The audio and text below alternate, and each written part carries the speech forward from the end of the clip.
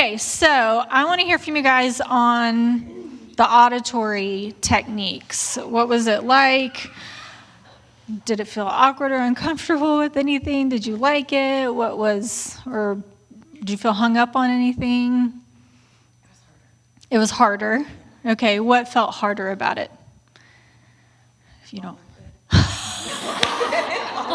All of it? Yep, okay. Yeah. Okay, yes. Yeah, that's a real thing, right? Like, yeah, I get that. Yeah. It made me kind of wonder why certain words were there. Like, okay, if I were the one writing this, why would I pick that word? Oh, yeah. Yeah, we were thinking, like, what's the difference? Why who? Why not that? Is there something significant about who? Because you could say the man that. Oh, yeah. That's good. I love that. I love that depth of. Yeah, exactly. That's good. That's the goal of the auditory emphasis reading. So that's our meditation technique. The three of us were talking about how the auditory emphasis reading is not going to help you with memorization. It could just confuse you, because you're like, wow, all these words, right? Because it's not designed to help you memorize it. It's designed to help you meditate. Remember, we're pondering, we're dwelling, we're going deeper, we're asking questions like, yes, why does it say who instead of that? Or, what does blessed mean? Because did you know that oftentimes in the Bible, blessed doesn't necessarily mean favored, it actually means happy or joyful. And I use the word happy on purpose. It's okay to be a happy Christian. And a lot of times in Scripture, blessed means happy. So, like, what does this context of blessed mean, right? So this is the goal of the auditory emphasis reading, is the meditation to ponder, to dwell, and to go deeper. Good. Okay, any other thoughts? Okay, awesome. Okay, well, let's do this. We're going to take a quick 5-minute break. So it is 10:50 right now. So let's come back in 5 minutes, 10:55, and then we're going to do our social learning style.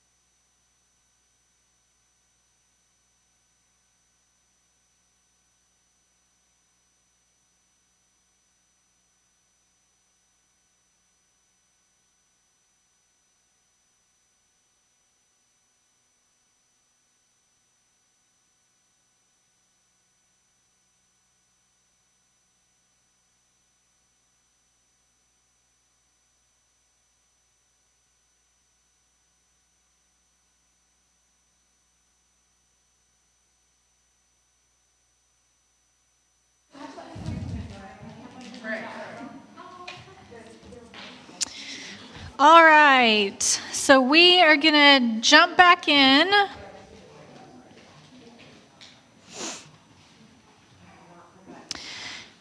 And so far we have covered 2 of our 5 learning styles. We've covered the visual learning style, and within that, our memorization technique was icons, and our meditation technique was mind mapping. Then we just completed auditory, where we talked about listening to recordings as our memorization technique, and then the auditory emphasis reading as our meditation technique.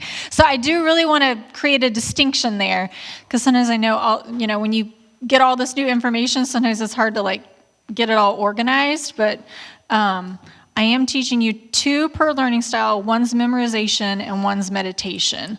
So if you're like, I don't really know how this helps with memorization, it's probably the meditation technique. So just kind of keep that in mind. Okay, so this next learning style that we're getting into is the social learning style.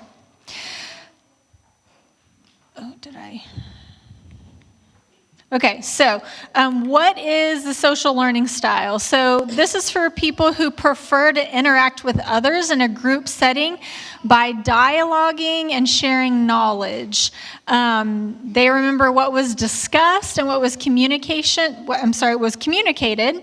And then information retention is more successful by working in a group setting, verbally communicating and processing through any questions or issues, even teaching somebody else what you have learned. That's really effective for somebody in the social learning style. Also, role playing is something that is very helpful for social learners, because again, of that interaction with others.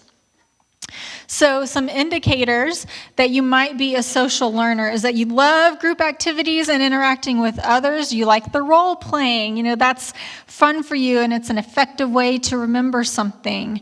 Maybe through, like a skit, teaching a lesson or something like that. You enjoyed group projects while in school. It's always a touch and go one there. I don't know. So when driving to a new destination, using our direction analogy, you would just love for people to just pile in the car with you, and you guys are going to figure out together, okay, and get there as a group. And then you may have been the one getting in trouble in school for always talking. So anybody in here just love learning with other people, just in community? Yes, a couple of people. Yeah. All right, so let's get into our techniques for the social learning style. So our first one, again, is our memorization technique for the social learning style. And that's personalizing scripture, okay? And this involves plugging your name into the scripture in order to read it through a more personal lens, okay? So this can be a really powerful and unique way of getting scripture in us. So let me kind of explain how to do this, and then I've got a word of caution after I explain how to do the technique. Oh, and by the way, I didn't mention this, but all of this starts on page 57 in your workbooks if you want to follow along. So if scripture uses the word man in the general sense, meaning person, individual, you can substitute your name in the place of man. Okay, this is the process of personalizing the scripture. Then after that, you use the female pronouns in place of the male pronouns, so she, her. So what we're going to do when we practice this is, again, at your tables, if there's 2, you're just going to pair up. Groups of 3, you're just going to kind of rotate, okay? But what you're going to do is you're going to read the scripture out loud to the other person with their name in it, okay? So I might say, let's pretend Melissa and I are partners. The way that we're going to do that is I'm going to open Jeremiah 17, and I'm going to say, blessed is Melissa. And then I'm going to keep reading it, and I'm going to say she. Instead of anytime it says it or he, I'm going to say she is planted. Okay, does that make sense? That's how you're going to practice this technique. I am going to have you do it twice with your partner, okay? So you'll say it to your partner, they'll say it to you. Then you'll go back and do it one more time, okay? I do that because, again, I want us to slow down and take time. And sometimes the first time you do it, it just feels awkward and uncomfortable, and you're sort of like, oh, I don't want to do this, okay? But I want you to hear it, that this is something that God is saying. Blessed are you. And if you trust in me, and here's what you're going to look like. And it goes on to describe it, okay? Now, I have a word of caution up here, and this is really important to me to say this before we, practice this technique, is that you have to be careful when practicing this technique because you need to know the context of Scripture. Sometimes Scripture uses man in the general sense, right? Again, like we just talked about, like this Jeremiah 17 is in the general broad sense of blessed is the individual or the person, okay? But sometimes it uses man to talk about males specifically. Other times, the promise that it might be sharing in the Bible is specific to that person. So, for example, in 1 Chronicles 17, God is speaking to David through the prophet Nathan, and he's promising David that he's going to, build up his kingdom. He's going to, God tells David he's going to build a house for David. He's going to raise up David's offspring, who will be a son. He's going to establish a kingdom for him. Okay, who is God talking about ultimately that's going to establish the kingdom? Jesus, right? Yes, that from David's lineage, Jesus will come, okay? So this is when, knowing the context, having our commentaries, our study Bibles out is really important, because it would be wrong for me to insert my name into that and say, Kate, God is going to build you a kingdom, and he's going to, establish your offspring. That promise is not meant for me. It was talking about the Messiah, okay? So I just really want to emphasize that part. I just think it's really important. But there are plenty of general commands, right, in the Bible. One that comes to mind is Galatians 6:9. Do not become weary in doing good, for at the proper time you will reap a harvest if you do not give up. Well, in that case, I can say, Kate, do not become weary in doing good. Linda, do not become weary in doing good, right? General promise, okay? So just something to remember as we practice that specific technique. All right, so that is our memorization technique for the social learning style, where you guys will say it out loud to each other, okay? And you'll practice it with Jeremiah 17, 7, and 8. Any questions on that one? No? Okay. Awesome. Okay, so then I want to talk to you about the meditation technique that we'll do for the social learning style. And that is group discussion, right? What else would it be for our social learners, okay? So group discussion can be a very powerful tool for social learners because it requires engagement of not only the mind, but the senses, right? Like you're talking, you're speaking, you're listening, you're fully engaged in conversation, all right? Now, in your workbook, I have 3 different sets of discussion questions that you can go through to practice the social learning style. Today, we're just going to practice the discussion questions of set number 2, which is on page 62 in your workbook. And these discussion questions, I want to give credit. They actually came from Dr. Donald Whitney. He's a professor at the Southern Seminary. Southern Baptist Theological Seminary in Louisville. And he has developed these questions from Philippians 4:8. Finally, brothers, whatever is true, whatever is noble, whatever is right, pure, lovely, admirable, excellent, praiseworthy, think on such things, okay? So this is the set that I want you guys to go through. as you work through Jeremiah 17, okay? So Paul talks about lists all these things for us to think on in Philippians 4:8. So using those attributes of what he tells us to think on, we can really use Scripture to ponder Scripture, which I think is so cool. So what you're going to do is you're going to take these discussion questions and you're going to look at Jeremiah 17:7-8, and you're going to say, all right, what about Jeremiah 17:7-8 is true?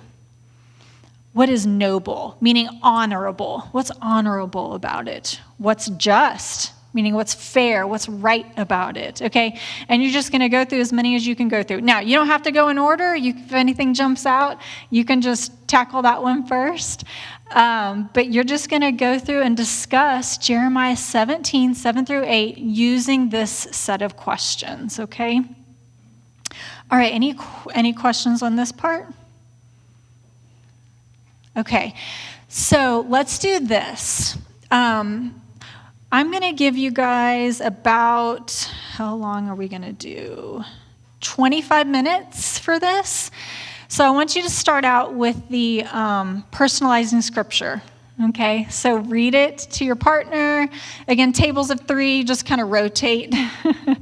Just read the name of the person next to you, but do it twice. And then after you've completed that, then I'd love for you to move on to this discussion set of questions that are listed on the slides. So any questions? We good to go? All right, Brandon's going to start at the music, and then we'll get started.